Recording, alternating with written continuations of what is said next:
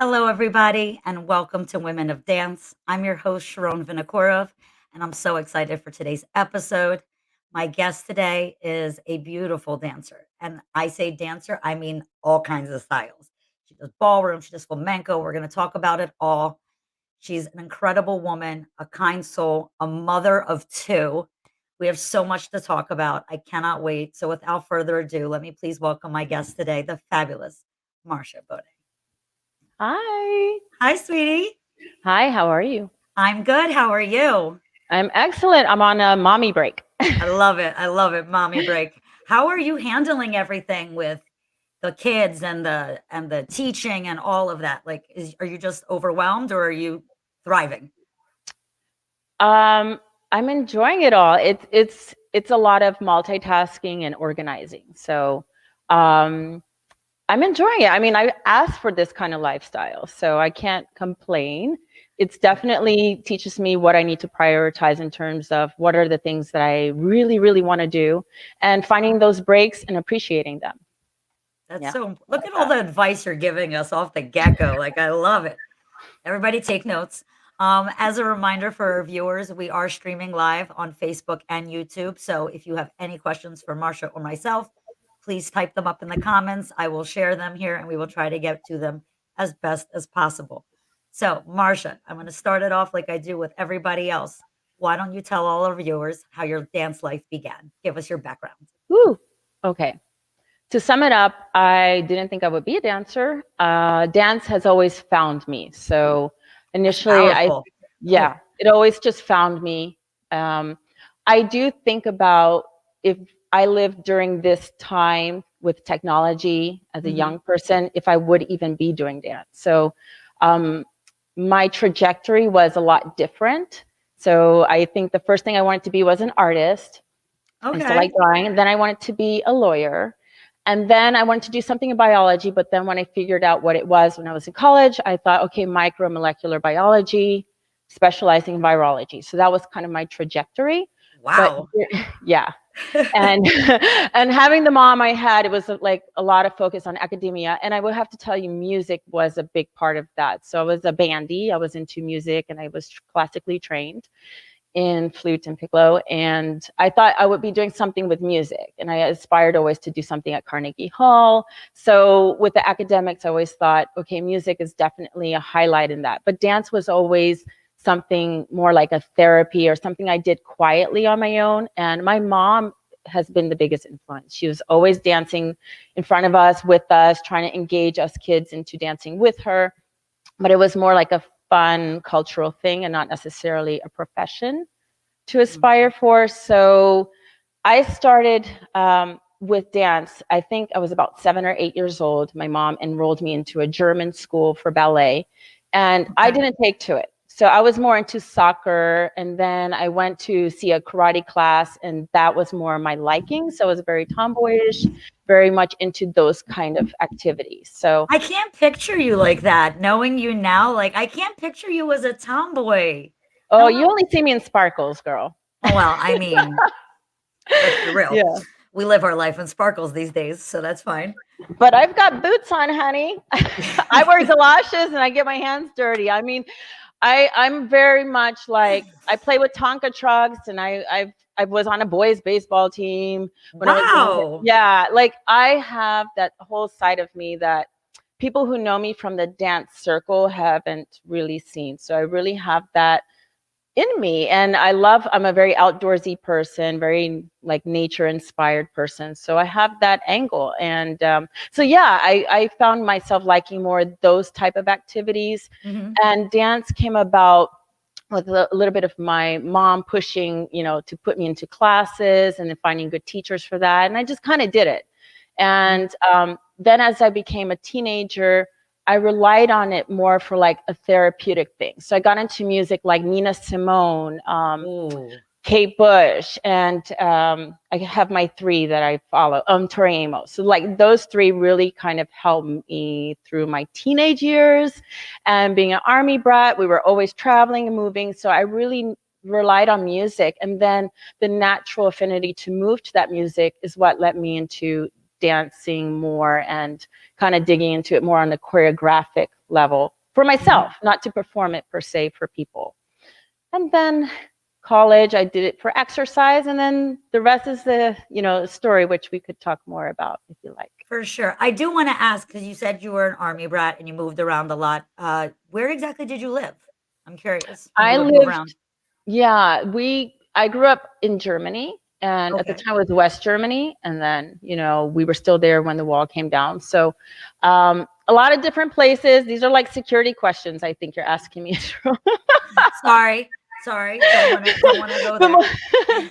yeah, but mostly United States. So Mostly, 'cause that was really my question, how much of yeah. it was international and how much of it was local? Yeah, so most of the time was in Germany for my youth, and about 11, 12, I moved to United States. And then since then, I've been here, different parts of the US. And I'm curious, in terms of the cultural upbringing, right? I wanna say this carefully because I don't want to insult anybody, but I feel like families from Europe, are very heavily involved in the cultures, like the arts and all that stuff at a young age, more so than it is here in the States. When you immigrated from or when you moved from Germany to the US, did you note anything like that? Did you see like a cultural difference in terms of the appreciation for the arts? that's a good question. I never thought of it that way, because we were around a lot of military life. So I went Mhm. to military school, even though we had friends in the German um, civilian life, and we did live off of base for some time, and we also lived on base. Most of the influence was around army and military culture and life. So I wouldn't say like I saw a lot of the culture and arts that way or through the environment. It was mostly my mom really Okay. pushing for that. So no matter where we were, she really pushed us to read a lot of these classics, to be exposed to different music. She really was the biggest hand in our art education, if you will. So that means from everything from visual arts, the academic arts, in terms of dance, fine arts. She was the biggest influence. So no matter where we were, she pushed that. So I think it was more of everything starting from the home life, Okay. then branching out. And when I moved to the United States, it's interesting. It was quite a culture shock in terms of my background, my descent. I wasn't really aware of it until I came to the United States. So that was quite a shock because people would ask, "What are you?" And that was not a conversation I was used to having. And so I didn't know Yeah. what it meant to be like a Puerto Rican descent and Spanish descent. It just was not a thing. I just knew Mhm. I didn't fit in. When we lived in Germany, you were either German, black, or white. I didn't really see a lot of Latinos where we were, Hispanics. Mhm. So it was quite a shock when I came here. And then I start to know more about my cultural background. And then that actually piqued my interest into dances like flamenco. So, Love it. Well, yeah. let's get into your adult dance career. We're gonna start with what I first found in 2009. Oh my gosh. Yeah. We're going all the way back, girl. Oh, This was from a, ballroom showcase, if I believe. yeah. They had very fancy intros in 2009 for these videos, I have to say, very impressive on their part.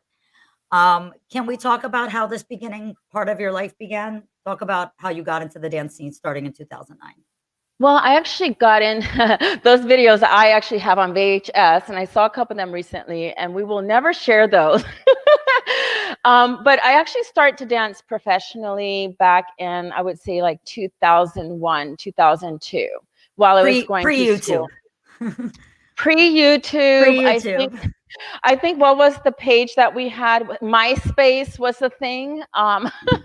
We made flyers and business cards and we put them on bulletins. And so my first gig that I had regularly was at a place called Cafe Tutu Tango, and I would do a flamenco show on Saturday nights.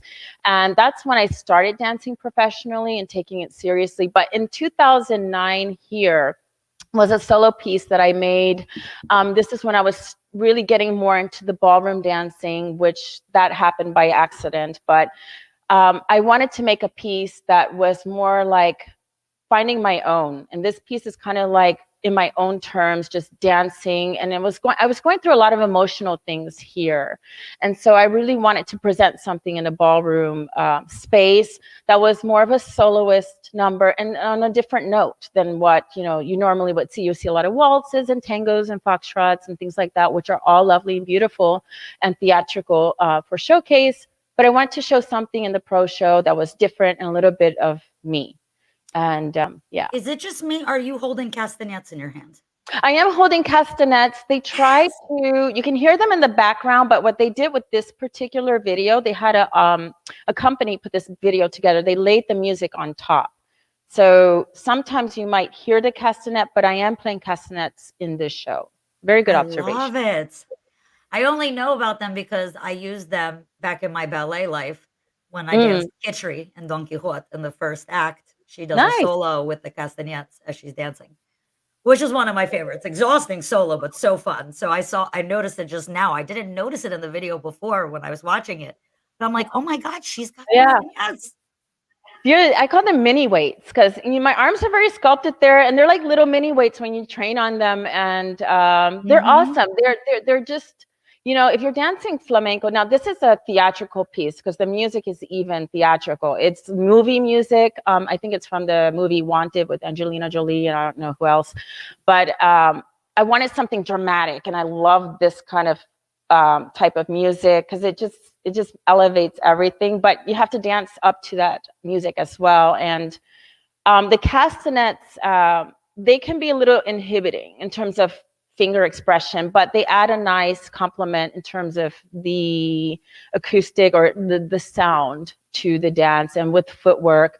Some flamenco purists, they wouldn't dance to this kind of music. Most of them won't. They dance to live music, and they also will not use castanets usually. So like flamenco dancers, this is kind of breaking those kind of traditions in terms of that. So yeah, that's what this piece has, some of the details of it. You said something when we first started showing this piece, which I want to touch back on, and I think it relates to what you were saying earlier in terms of what you loved about dance. You said you were going through a lot with this piece at that time. And you talked about dance being a way of therapy for you, right? Yeah, absolutely. So can you delve a little bit more into that? Into what if you are comfortable in terms of what you were going through and how this dance helped you? Yeah, I'm definitely open book, so I'm fine with explaining it. When I made this piece, it started out with an idea, and I was just like working out and trying to kind of blow off steam, if you will. So at this time, I was really getting into my ballroom a lot. And in ballroom dancing, you breathe with your partner, especially if you have one partner. You're breathing, and I mean, every step you do together. It's that whole experience. And so I was kind of like at this frustration of, okay, I feel like I'm giving a part of myself, and I feel like I don't have my whole idea without being intercepted by another person. And I mean, this is, ballroom dancing is a beautiful thing, but sometimes when you come from a soloist background, you just want to dance yourself. You want to be free. You don't want to have these limitations. And so when I was making this piece, it was the result it was a cathartic way of expressing that frustration I was having, and just kind of dancing into my own and coming from a place, a little bit of sadness, frustration. I mean, all of those dark emotions, and then just being free and boundless. So that's what I was experiencing here. And that's the beautiful thing about dancing as a soloist, is that you kind of you have to carry it yourself and do it. And you don't have to rely on someone else to do that. Just as long as you can present something the audience can connect to, is thrilling and engaging. Absolutely. I love that. We are going to go to another partnership video that I found. You and Giancarlo in Sydney. This was No. 2010. I don't know this video. That's not Wait, me. Say that again. That's not me, Giancarlo. I was about to say, I'm like, who is this partner? Because this person had your name too. My what? Doppelganger. No, well, I need to see that video. We're gonna have to Okay. investigate it because Okay, I that's will either send you that doppel. link private, guys. I apologize for that. I literally like her name came up in there and I didn't know about that. So I was like, can we talk about this secret Please. partnership? But now we know it's not a secret partnership. Cool. All right. That was just a Oh my mistake. gosh. I'm allowed to make them. It happens. It's cool. I We're need just to gonna see move that on to the next video. video then. Oh, this is an endearing video for me. Okay. Okay, let's talk about this then. And we're gonna forget about Mm. my goof just now. I gotta see that video later though. I will send it to you, I promise. Live for live. I love it. All right, so let's Oh. talk about this. This is a student of yours. This is a pro-am? Oh, no, no. This is No? Mr. Frank. This is the late Mr. Frank Regan. He's a ballroom master, choreographer. Oh, my Um, apologies to him he for that assumption. he is golden. Actually, Mr. Regan, and those who will watch this and know him personally, and he's well known in the ballroom world. He is many times champion, by the way. He is the reason why I dance professionally. I was scouted from Orlando, and I was getting ready to graduate from the university, and they brought me in to Virginia to do some interviews, and Frank was there. And after I met Frank, I realized that dancing could be a profession, and most importantly, it was an art to be respected. And the way he taught through pedagogy, it inspired me that I didn't think twice about signing my contract. I said, he is the reason I want to do this, at least while I take a break from my schooling. So I was going to take a break from graduate school to get a Winnebago and travel the country with a bunch of flamenco artists and have a nonprofit. I was going to do that for a year. I was like, let me do it for a year. I've been going to school like since high school and just hitting it. And now I just want to breathe and try dance. So I had this opportunity and I said, okay, while I'm young enough, and I have this opportunity to work with this grandmaster, and I met him. And then I said, that's it. I'm gonna uproot my life and I'm gonna come here and do this because there's so much more to do. And it's because of that gentleman, Mr. Regan. I made dance my profession and start to teach. And yeah, he's my he was my coach, my mentor, and my inspiration to take a leap, at least, while I was young. And the opportunities, like there are these moments that this aperture opens and then this light comes in, and then you're like, if you don't do it now, it's not going to happen again. And that was one of those moments. And so in that video, he's coaching me for, we're making a DVD for a curriculum, and we're working on the bolero. And that's what you see there, is him coaching me for the picture. Yeah. Do you have a favorite of the ballroom dances? Oh, I couldn't say I have a favorite because they're all different. It's just like having different moods. I mean, I'm a person that studies many styles, so asking me this question is okay. Let's make like it a little bit broader. Do you have a favorite smooth and a favorite Latin? Okay, so the ones that I'm enjoying more, let's say these days, Okay, is that from the ballroom, the smooth. I like the foxtrot because it's very like Broadway and it's fun and it's got a little bit of flirtiness. It's got that kind of nuance. But then I also love the waltz. So I studied like the international waltz, standard waltz, and I love the waltz because it just feels so good. So it's such a nice feeling when you have a great partner that you can do it with. So waltz is a different character, so I love that too. And then with the Latin, I really enjoy practicing and doing rumba, the rumba. Oh. I think it's got those like moments where you can stretch and just showcase all of the different techniques where it's not too fast. But I've been told that samba comes easier for me because it moves faster, and like you can kind of get away with just having rhythm and doing it. So I think technically it's a little easier to manage, and so I tend to do a little bit better with samba. But I like rumba. I love practicing that. I feel like it allows me to work on all of those concepts, and I really wish to be able to dance it on a level with a partner the way I would like to. I don't know, like I haven't reached that point yet, but yeah. I think it's one that I'll be practicing for a long time. I feel like you and Anya and I could like talk rumba all day. Oh, Roomba. Yeah, I know, Anya. right? I did a class. I did her like for a month. I did her Roomba, and during this pandemic time, just to kind of like get those muscles working again. And she's Hmm. great. She's very inspiring, and yeah, I love that Anya keeps with her ballroom content and her techniques. I really like that about her. Yeah, absolutely, absolutely. A dance that you have mentioned multiple times, and we're going to delve into a little bit more here. What is it about flamenco that you love it so much? Hmm. Well, flamenco, it started for me in the home. So it starts from the song, the cante. So when I was younger, my mom would play a lot of flamenco music, and we didn't know it as flamenco. It was just music we heard. And she would show the palmas when we would get together for gatherings. We would play rumbas, and she would do palmas, which is the hand clapping, and a lot of the hand movements, and also abanico. So I was just exposed to those elements of it, and I would hear that cante, the singing, and that would just draw me in just from listening. And then I decided when I wanted to do dance as a study and for exercise, I wanted to study something that was unique, that you wouldn't see everywhere. And I didn't know what the name of that style was until I started to do some digging. And I mean, at that time we had yellow pages, so we didn't really have YouTube to just look it up.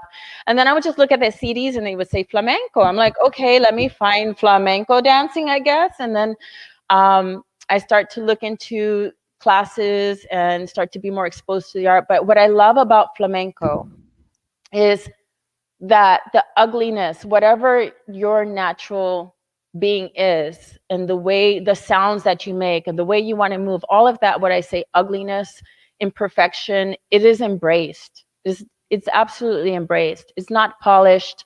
Um, for me, the best flamenco is like the most natural self. And I really appreciate that aspect of it very much. I love that. We're going to go to the opposite end, right? You talked about it's just you gave me the perfect segue, right? You talked about flamenco being not polished and having that kind of like rawness or whatever to it. Hmm. We're going to look at your competitions, which is the opposite of that. That is all about the precision and the technique and all of that. We're going to look at this. Oh my, I'm gonna start hyperventilating. Don't hyperventilate. Don't hyperventilate. Don't do it. It's not Oh worth it. my gosh. Oh You my look gosh. gorgeous, by the way. Can I I just say, felt I always good. loved your costumes. Oh, I struggled a lot getting that costume done. You won't believe finding good costume makers. Oh, it's so Um, hard. l- this is a hard thing to find is someone who can really deliver and the way you want. And without like breaking the bank too. I mean, as you know, every rhinestone it's ching ching. And that one had a lot of rhinestones. I ended up sewing my bottom of my skirt in because I just needed to look decent. Yeah. But I mean, I love the cost. You know, honestly, Sharon, the costume is the last thing I worry about, which is not a good thing. I think it needs a lot of attention, and it's required for the dance. You know, when you train so hard and you put in so much time and money to do it, you really have to focus on the costume. And I hate to say this, but it's like the last thing I worry about and want to think about, because if I could just dance naked, I would. Not that I'm going to. Not that I'm going to, but I really like less on the body. I love silhouettes, and I feel like costumes can enhance the movement and should, or they can detract, depends, you know, how what choices you make. But I dread that part, thinking about the costume. But this one I like it, and I hope to wear it one day. I don't know. We'll see. Or Can you it's talk to in me my about the closet. competition experience? What was it like being at the World Salsa Summit? We are going to show two routines. This was your Mm, salsa, which you guys placed third. The second routine that we'll be looking at will be the cha-cha that you guys won with. yeah. But talk to me about, this competition experience, competing with Darlin, competing at the summit, all of it. It was a great experience. It was dancing with Darlin. I love dancing with Darlin. He found me through social dancing, and I think we have a very good connection, what I like to call a lock and key. So it was a very natural connection in terms of social dancing. When he asked me to do competition, I really didn't know what I was getting myself into in terms of I know that feeling. I'm sure you do. I'm sure you do. And like when I look back at it, like if I were to do it now, I feel like, okay, now I get what it is. But I was kind of going into it blind and I didn't know who was who in the competition circuit. I just really didn't follow the salsa scene on that level. And thinking to compete in salsa was never a thought in my mind. I would just see the videos in the background at the salsa room, like, oh, they compete in salsa. Okay, fine. And then Darlin was very excited to do it. We decided to do it short term. Because I had told him, I said, I want to have a baby. I want to make a baby with my fiance, or, I want to do motherhood. And he said, okay, let's do this. So we did it short term. So it was a lot of stress. It was a lot of money. It was a great experience in terms of just pushing yourself to a goal and also seeing the work ethic of other professionals and where you could take the dancing to, the level. So I love working. I love doing preparing for competition. I love the whole preparation. The actual doing the competition, I don't think that's me anymore. I think I'm more like, I want to just do my performance without the stress of thinking about placement. I just want to do what I can do and feel good about it. And there were a lot of things that were happening in the background before, dancing these competition heats. But it was a great experience. And having a partner like Darlin, he has the experience, he has the reputation, and he knows the ropes. For me, it was easy to just kind of come in and do it with him because I had somebody that was already kind of paved the way, if you will. So he already had that, and that was an advantage. So it was a little bit strategic on my part. Is my heart and soul into competition? It's not. And I realized that in 2018, when I tried to come back and do a solo, I think I made a lot of mistakes in the preparation. And then doing that, I said, you know what, my heart is not into this. I really want to do theater. I want to do theatrical things. And I don't want to buy into the whole politics of judges and things like that. So this was a great experience. It excited me to do a solo. And then after the solo, I was like, okay, I think I need to work differently here. So that was a great year. 2015 was an awesome year. I mean, It I did a really was. competition. Yeah. Well, And I had a baby 2015 at was the a end. good year. We all did really well at Summit that Oh, year. you guys were like the A team. I remember Art in Motion was like, They y'all were won for winning. bachata. Darlin and I won for bachata classic. You guys won for cha-cha classic, for the cha-cha show. Like, it was a really great year for everybody. It seemed like, it was just like everybody was pumped up, and yeah, it was an awesome year. It was a moment. Yeah. I do want to touch real quick. I know I talked to you about this the other day, and I will mention this to you over and over again until I'm blue in the face. That headpiece that you wore for the cha-cha was probably the coolest damn thing I've ever seen in my entire life. Oh my God. Yeah, I I remember loved it. it was the last touch. I said this costume needs something extra, and I always loved like classic 20s and like that vibe, and I wanted Mhm. something that I could wear that was secure. And I remember making it at Liz's place. I was at Liz's place like till early in the morning, like literally my feet were gonna fall off. I think it had snowed, and it was just like I was so dead Of course it tired. snowed. Of I'm course it like, snowed. yeah, of course it snowed. Of And course it then I snowed. mean, I'm doing this headpiece like at 2 in the morning. I don't remember what time it was. And I remember Angel had called it they were calling me Michael Phelps or something because it looked like a swim cap. Mhm. I think they were like Michael Phelps, Marsha Phelps or something like that. So I yeah, it was remember that. a, you remember it? I I was do. like, these I guys. remember that Marsha Phelps.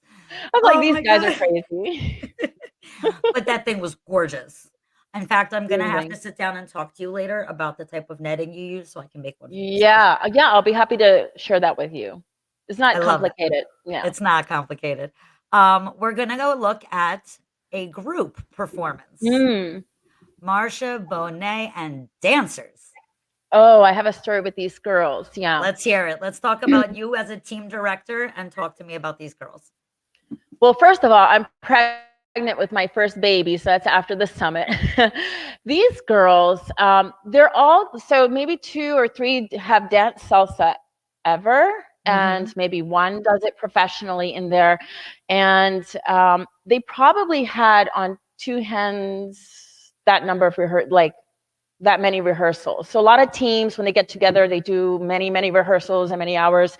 These girls, to get them together logistically was almost impossible. So they're kind of spread out in the DMV area, the DC, Virginia, and Maryland area. And so like we didn't meet often. And then most of them, maybe I can't see, 3 or 4, they have other dance skills like Zumba. They don't really do like salsa. So I had to teach them timing, teach them choreos. They were doing elements that they don't even normally do, and then try to put it together. So this is at the Baltimore Salsa Congress. Yes. And yeah, I mean, on the amount of time that we've even had together as a group, and considering their skills, we try to make it happen. And that's what's happening in this piece here. Yeah. Love the Baltimore Salsa Congress. Always a great time. Yeah. And Kaya, one of the organizers, girl power, right? Yeah. Love it. Love it. She's Now always it's been owned. super supportive. Now it's Yeah, her, Dala, and Raj. Yeah. Raj, who was a student of ours back in the day at Art of Motion, and with my partner Joe, he was also a student. I helped him with one of his first performances back in the day. History. So history, Yes, you know, yes. I love it. We all kind of grow up in the scene together and get to support each other, and it's a really nice thing to experience. It is. That's what I like about the salsa scene. You know, it is not a large, like when you get to know who's who, it's pretty a small scene, and it is kind of like a family in a way. So in many ways. When you did your team, did you hold auditions? How did you find these girls, or how did they find you? Some of them I know personally from different dance scenarios, and I had other ladies that were participating, but I handpicked them. There were girls that I knew, like, okay, they have these skills and maybe have this interest, and I had a personal connection with them. So I didn't really have like an audition, and it was only for this project. So I don't have a team per se. I call them projects because every project is a little bit different. And so I wanted to see what it would be like to bring a group of dancers to the scene. And I also wanted faces that were new. I didn't want to have like the same dancers dancing this and dancing that. You know, I wanted to have girls who could focus a little bit, even though they were busy, on something that I wanted to present. And yeah, this is the first time they did it at the salsa room, and that was nice. And I love that song, La Palomilla. I think me too. I love that piece. It's such a beautiful piece. And, you know, looking back at these videos, you're like, okay, I would do this differently. I would do that differently. But, you know, you always try to work with the tools you have, the dancers you have, and you just put the idea out there. But I really believe in polishing and reviving pieces and make them better. And I think that's how you learn more about the music that you like. And then also you can see your growth in terms of putting ideas together. I find that people are just pump out all of these choreographies and pump out things, and they don't really polish their repertoire. So like I try to have a little repertoire and develop each one. It would dig them up as I need them and make them better and change things around. So this is one I like. I would like to revisit maybe in the future, but I've been working on other things. Yeah, it was fun. Recognize some faces in there too. Yeah, this is why we have a few other ladies. There were a couple ladies I wanted to pick out in the scene that were more like social butterflies. You'll see them around. They social dance. They're real beautiful. I wanted girls also that were very aesthetically, you know, very good looking girls. So I thought that they balanced well with each other. There was a nice look. We were going for like kind of a Victoria's Secret style and very classy. Like I'm not a big fan of wearing the thong, you know. Same. I'm not a big fan of that. I'm saying there's some women, they wear it very well and they look awesome. Absolutely. But it's not a presentation that I would do for myself, and I would ask the dancers I work with to do. But I like sexiness, and I think, you know, the little bra peeking out with some rhinestones, and white is such a hard color to wear. And you know, I love white. I don't know why I keep wearing white. It's such a hard color to wear, but it looked very light and ethereal. And I thought, you know, like kind of Victoria's Secret style. I think it's very flattering. I think all the girls look great. And I think that's a hard thing to do when you're trying to dress a whole group of girls to make them all look like they're comfortable, right? That's another thing. If you feel comfortable, you're going to dance better, right? Like if you feel good, you look good. Yes. and they all like it's very flattering. Like you said, it's sexy, but in a classy way. It's not raunchy in any way, shape, or form. And all of the women look fabulous. They do. And that's important. You know, we've had those conversations. Like I said, it was not often that we got together. That was the hardest thing. And considering the time that we Mhm. had, the little time we had, and we didn't have Zooms at that time. We were not working like this that we're working. But I mean, if we had Zoom, maybe it would be better. I don't know. But you know, we didn't have a lot of time together, but we tried to be mindful of what we were going to wear. That's really important. Yeah, the dancers are comfortable. And it's kind of like a little bit of on the note that how I like to present myself too. The way I like to present myself and people recognize me is that, you know, they say that I have a classy touch. I have a very sophisticated way of presenting myself, and I like that. I think that's a good thing to consider, especially in today's day that we are very overly exposed and everything is just kind of out there. There's nothing left for the creativity and imagination. So I like to present myself, you know, with just enough to say, yeah, I like to wear something nice and flattering and but classy. All right. So we saw your girls, your team, right? You also This do a lot of one-on-ones with students, proams. It's a big thing in our industry. Yes. Talk to me about working one-on-one with students and doing projects like this. So most of what I do these days is private lessons. So I work one-on-one with most of my clients. I have different students, different types of students, different ages, different levels. And some of them like performing.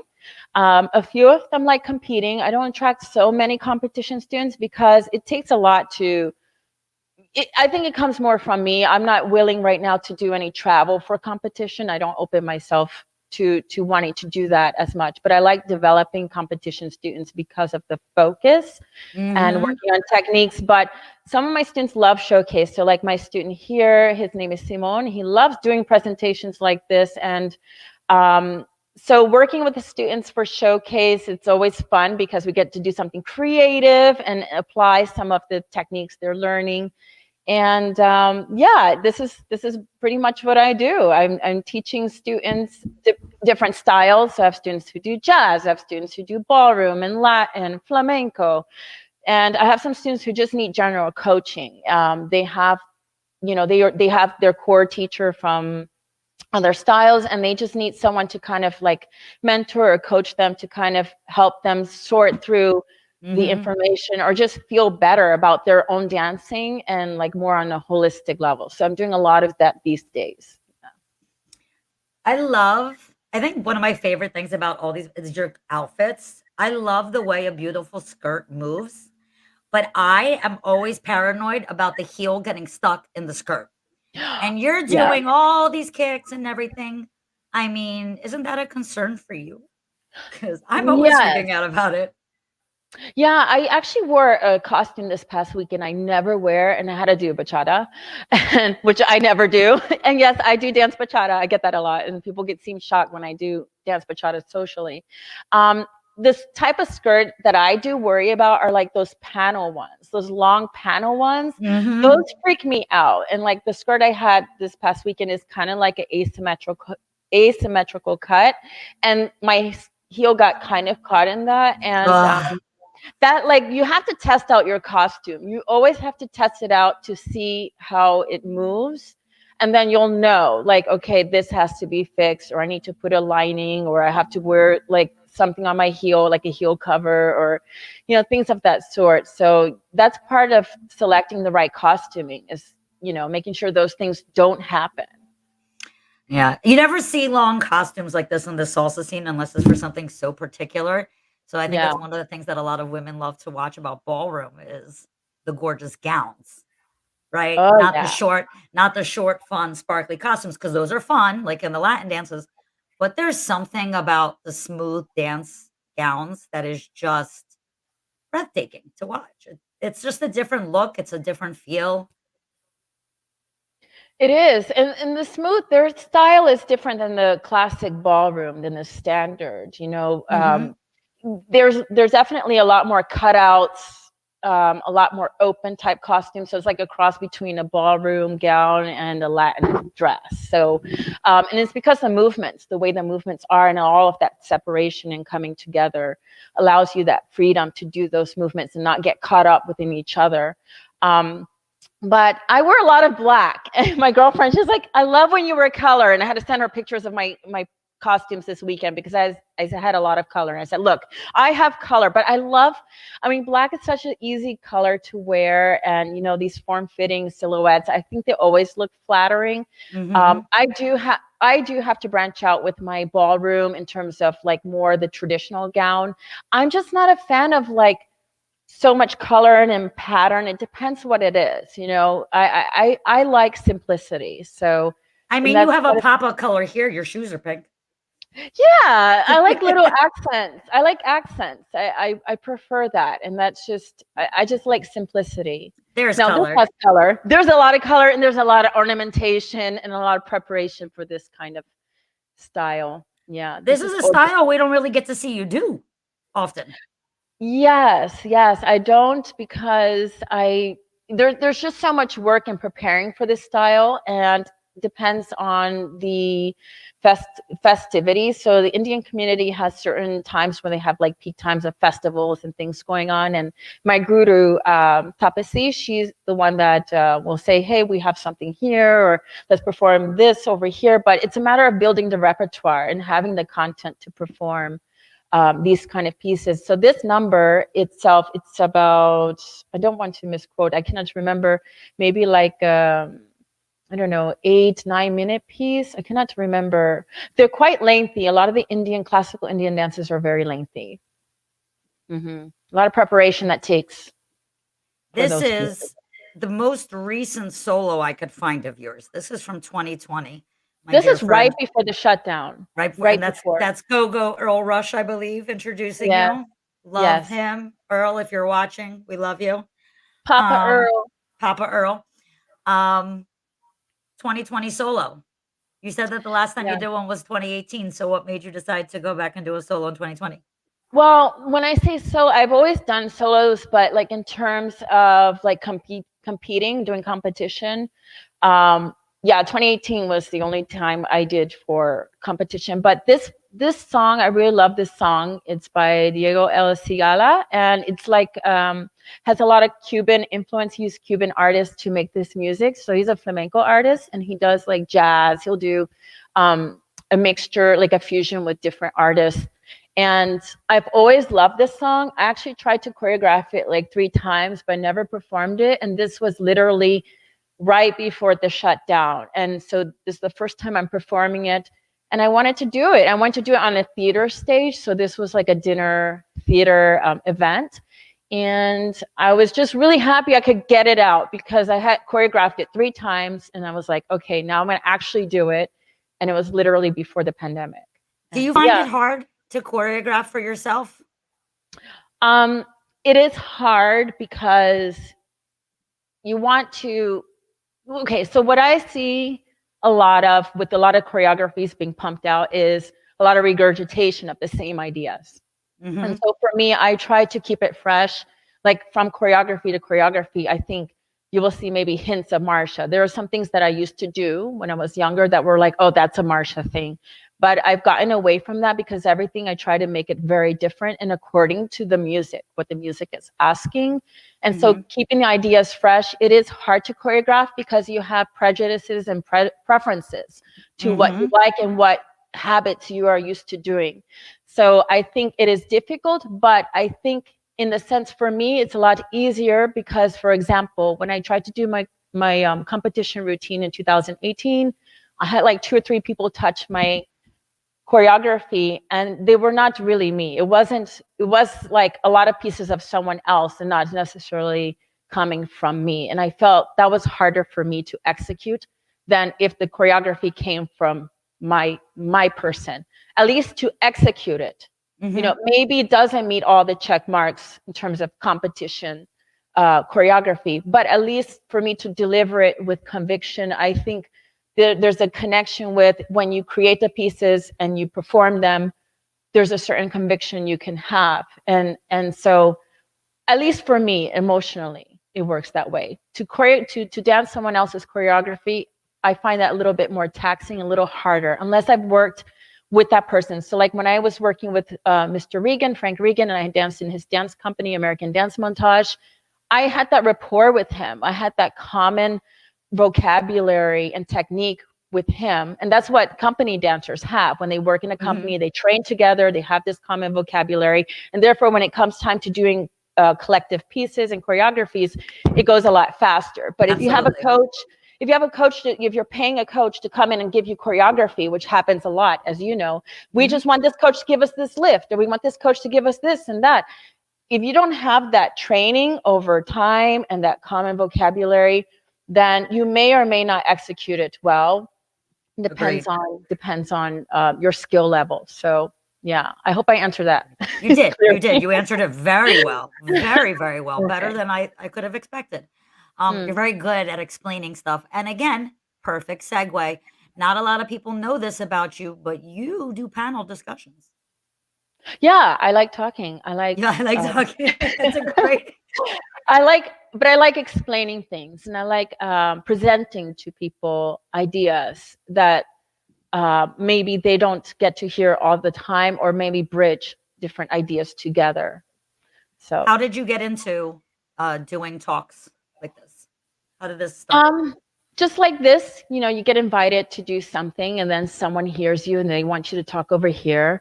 And being in a position of such, like I was teaching at George Mason University for about 5 years, and when someone knows that you're in front of people all of the time and talking, then they want you to do something over here. And so it's something I look forward to doing more of. I really enjoy explaining things and presenting ideas or invoking thought. And so I've always done it since I was younger, but now it's different when you're actually working and teaching and being in front of people regularly.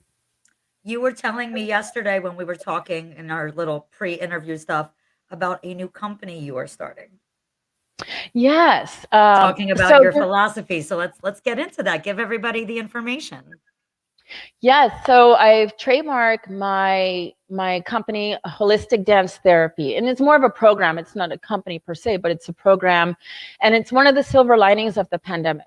So during this time, everything stopped. Performances, we all know, like classes, getting together and being with our students in person, really just everything stopped. And I realized I needed to, instead of rushing and feeling the urgency to get back out there and present myself as a dancer or teaching lessons, I knew a lot of people, the last thing they needed were like that cha-cha step or that choreography, because this wasn't a priority for many people. And so I spent more time listening to my students and just watching what was it that they needed more of. And so how to embrace dancing and these skills that they've acquired, and take a break from that and think more about, okay, emotionally, how does this even help us? How does this even work? And so a lot of what I do is trying to inspire people. And I have students who come from, they don't have any dance background. They want to do dance because they want to open their social circle. They want to do dance because they want to get off their couch, or they want to do dance because they need to do something their doctor said you need to exercise. So their intention is not to compete or to perform. So how do you get these individuals excited about doing something that will suffice in the way that they need in their personal life? So for me, it always started from a place of, I needed that cathartic release. I needed some way to kind of tap into it without thinking about how it was going to result aesthetically. So my program is about going to the basics of being human. Like, how do we move as humans? How do we feel? How do we interpret movement? And how do we put it to music or no music? So it's a lot of techniques that I've used over the years, and putting together everything through breath, meditation, with movement, and interpreting that and figuring out our movement that day at that time. So that's what this program is about. It's not about being a dancer. It's about being human and being more towards our innate environment. Like, how do we feel? How do we interpret that? Whether we understand how we feel, and how does movement become a pathway to create those shifts So that's what this program is about. And it's called Holistic Dance Therapy. We just got our trademark. I'm very excited about it. And it's my baby. I've been working on it every year. I take it like a research. So it's more like kind of a research at the same time as a work in progress. So it's like they work in both hands that way. Speaking of COVID, this show came out of COVID and a necessity for, like, what I had been seeing in the industry. And again, we talked about this the other day. Yeah. One of the reasons really why I wanted to have you on this show, besides the fact that I think you're ridiculously talented and an awesome individual, is the fact that you've never really had a male partner. I mean, yes, you competed with Darlin. Yes, you had your ballroom partner before, but you've really made a success and a career for yourself without having to attach your name to somebody. And that is so rare in this business, because, and I know this, like, I talk to a lot of women that have left partnerships or whatever, Hmm. and, phenomenal dancers, but until they went and partnered up with somebody else, they weren't getting hired or something, Yeah. and I feel like you've never really had that issue. Um, and I would love to for the viewers to get your take on how you've been able to do that, the things you've been able to avoid maybe, or why is it that you've been able to do this so well by yourself without a big name attached to you? Like, unfortunately, a lot of women in this industry are stuck doing. Yeah, it's I will say that I did have a partner at one point. It's just not traceable. It's not traceable, and when that relationship dissolved, you start to think, and I will tell you, being versatile and being able to do different things allows you to work with different kinds of people, and I think this has been in my advantage. So the wonderful thing about not being attached is that people they want you to be part of their project, and you get invitation to work here and work there. The only downside about that is, when you do have a partner that you can work with over a long period of time, you start to know how to breathe together, and people love seeing that team effort or that partnership, because you don't just get one, you get the other as well. So this is the benefit of working with a partner. It was not a conscientious choice. It just happened to be that way, Sharonne. I never thought, like, I can't be attached to a partner. I would say the closest thing to a partnership is, like, my ballroom partner is Javier. So I work with him on ballroom dances, and that's who I focus with. But we don't have our business tied together. I'm Mhm. my own person. He'll tell me, he says, I'm working with so and so, and so on. Go ahead, you work in that studio. You got to dance with all the ladies, and we give ourselves that courtesy, but there's no, like, ownership that we come together this way and only work exclusively together. So there was a point early on in my ballroom career that I did have my partner and we worked together. And the problem was with that, when we separated, it's almost like severing your arm or your leg. And, Mhm. and it really impacts the business.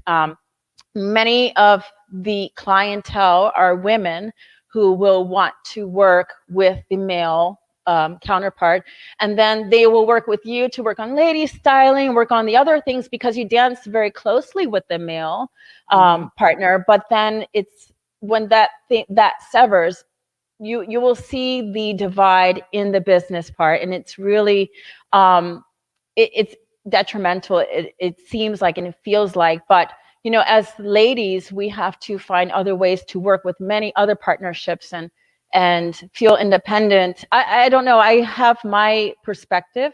I've always Mhm. been a soloist. I've always been a soloist. I've loved working in the team. I love working in a partnership, but I've always worked that way. So it comes kind of natural to me. But if you Mhm. haven't had that experience and you've only had partner work experience, it could be a little unnerving.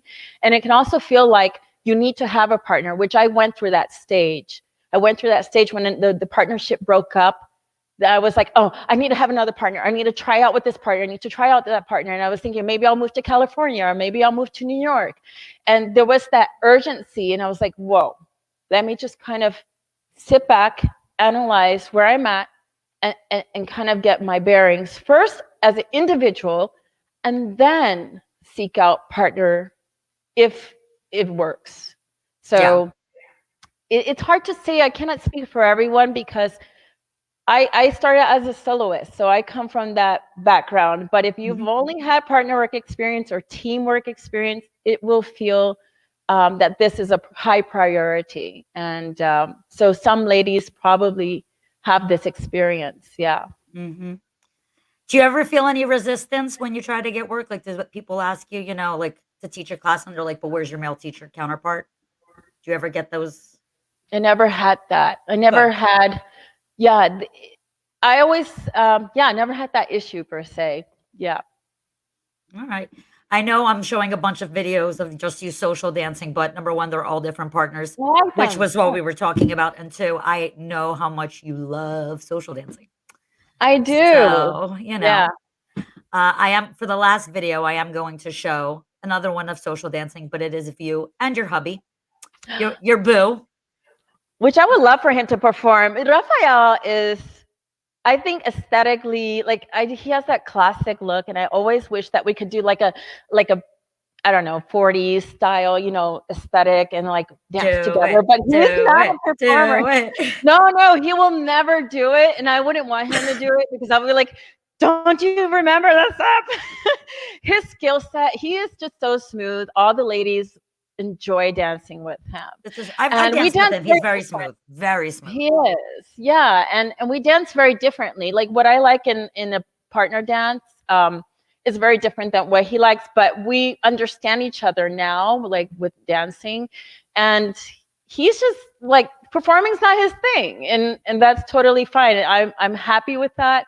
He loves dancing, he supports it, and he's awesome. We could talk about Raphael a whole podcast. We could, but we're not because as much as we love you, Raphael, it's not about you, it's about Marsha.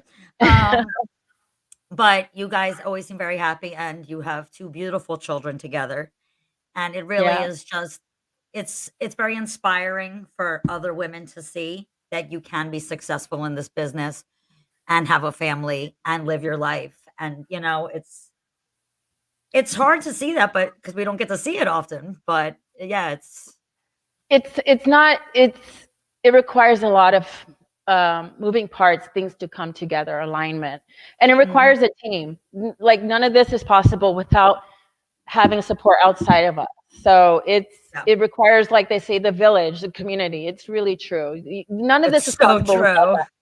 It is, and for women in the dance scene, it's a hard choice because we always feel like we need to catch that work when it comes, right? You have to Mhm. catch it, and so like when Darlene and I decided to compete, I already knew I wanted to have a baby, but I said, okay, we can keep going after the competition, but I knew I had a stopping point because I told my husband, who wasn't, yeah, my husband, I said, if we're going to have a baby, we need to do it right now, right now. And for a lot of women, we need to recognize where that pocket is because Mhm. there's an ideal time when to have a child. I mean, we have many options in terms of when, women are having children much later, but recognizing a time to maybe slow down a little bit and respect, like this is going to be a change in process. Now, I was teaching and dancing through my pregnancies, and I was As a lot after of women do. yeah, and it keeps you going, and it's healthy and it's good. Mhm. Oh, yeah. Um, it's a hard choice, and I know friends that have missed that window of opportunity or was not the right partner. Everybody's situation is different. Sometimes it's just not the right partner, it's not the right situation. Mhm. It's hard to speak for all, but for my situation, this does come with a lot of work. It really does, and prioritizing. So if you really want it and you want to work uh, in the industry long term, you have to be willing to make certain choices and know that you can't work the same way. Like I don't have the same amount of time to train. So I Yeah. had to really pick how I use my time, what kind of training I'm going to do. So my training has changed also, and Mhm. which people I want to work with, and really be conscientious of that. So it requires me to sit more, think about it, and then do. Recognize the energy, when to move, and when to sit still. And this is part of like the rhythm, like when do you move and when do you stay? Yeah. Yeah. I mean, listen, we had a hard time trying to figure out what time to do this because we needed to make sure your son was sleeping. He's Your daughter sleeping. your My king daughter is is doing sleeping. homeschooling. He's still asleep, right? You don't hear him Yeah, all he night? is. Yeah, I have the Thank monitor. God. Oh my God, yay, we're gonna make it through without him waking up. We were so worried that she was like, yesterday when we were talking, she was like, listen, I might message you like the baby's up, I have to go and disappear. So I've been the whole time like holding my breath, like, please don't let No, the don't baby hold your wake up. breath. Don't hold your breath. He's No, cool. no, He'll it's be fine. fine. It's fine. My daughter has a backup plan. If he woke up, I'm like, okay, you got to do this. This I happens. love it. What is their age difference? They're 3 years apart. 3 years apart. So She's she's gonna be somewhat 6. helpful, kind of. She is. She is very helpful. She's very smart. Yeah. Love it. I love it. Well, I feel like you gave us a lot with that last statement, but I do want to ask you the final question, as I ask all my guests. If there was one piece of advice that you could give to women who want to make it in this business, what would that be? I'm like, yeah. Yeah. Um, my advice is probably not going to be the most popular, but Okay. it depends on what your goal is. But I really am a firm believer in one word that to me summarizes many facets: integrity. Whatever it is that you do, maintain an integrity and explore what that is. It will shift from time to time, but there are many qualities that make integrity um, very clear, and it's a personal thing. Hmm. And maintain that, because then you won't have as many regrets. And if you're in it for the long haul, you're going to have people who may not like you. You're Hmm. going to have people, maybe you're not going to be as popular, because today we're motivated by different things. But if Yes. you find what is integrity to you, and work to preserving that and maintaining that, and it will shift. But I think this is the most important thing. The I most love that. important. That gave me goosebumps, by the way. You said integrity, and I was like, ooh, chills. I love it. Yeah, and explore that, because people think, when they use words, and I'm really into you hear a lot of people say nuance, but words, vocabulary, language, it's different for each person. Yes. Okay, but exploring what that means on different levels for yourself. Um, this is what's helped me to finding, and this is a journey. It's never ending, because Yes. and that means knowing yourself, and yourself is always changing. Yes. So constantly be in touch with who you are, being honest to that, and figuring that out, because as you go through experiences, some experiences not so good, some experiences very good, and processing. So what I find, a lot of people are not taking time to process, even when things are great. You have to process that, because that's information. That's that Hmm. internal environment. So once you can figure this out, this will help you negate through choices, and things that you want to experience, and projects you want to work on. Maintaining integrity, this is the hardest thing we have today, because so many people are easily motivated by other Hmm. things, and it's not true to themselves, and that's why they're unhappy. Yep. That's why they're in a place that they're in. And this is not overnight. This is a process every day, every day. Yep. Integrity. Yeah. Love it. I love it. Thank you so much. That is just such great advice. For those of you that have been watching, we've had Marsha's information scrolling at the bottom of the page the whole time.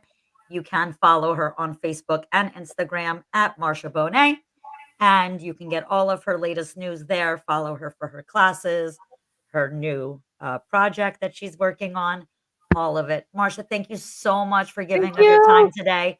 I loved having you on. You've been a Thank fabulous you. guest. I really Thank you, appreciate you. Sharonne. I'm honored. I saw some of the ladies you have listed, and what an honor thank you for inviting me. I really appreciate it. Oh, it was my pleasure. I hope you guys all loved having this conversation with Marsha as much as I did. That's going to wrap it up for today. Join me next week, where my guest is going to be Emily Alibi. So Ooh, she's hot. she hot, right? So we're going to talk to her next week. Guys, thank you again for tuning in. My name is Sharonne Vinokurov. This is Women of Dance, and I will see you all next week.